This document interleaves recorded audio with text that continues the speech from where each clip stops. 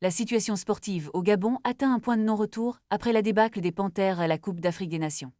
Suite à leur troisième défaite consécutive, le ministre des Sports par intérim, Simplice Désiré Mamboula, a annoncé des mesures drastiques qui secouent le paysage footballistique national.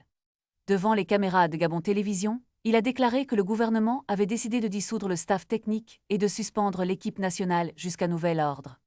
Cette décision choc s'inscrit dans un contexte d'échec flagrant où l'équipe n'a pas réussi à obtenir le moindre point lors de la compétition. Les joueurs Bruno Ekuel Manga et Pierre-Emerick Aubameyang, figures emblématiques de l'équipe, ont également été mis à l'écart, une mesure qui soulève de nombreuses questions sur la gestion des talents au sein du football gabonais.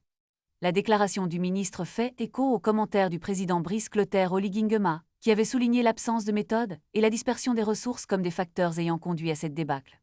Sur les réseaux sociaux, Aubameyang a réagi à ces critiques, affirmant que les problèmes de l'équipe étaient plus profonds que sa seule personne. La situation ne fait que s'envenimer, alors que l'équipe nationale est plongée dans un conflit entre son club et sa sélection. Les supporters, déçus et en colère, se demandent quel sera l'avenir du football au Gabon et si des réformes seront mises en place pour éviter que de telles situations ne se reproduisent. L'angoisse et l'incertitude règnent quant à la sélection nationale, alors que la suspension pourrait s'avérer être un tournant décisif.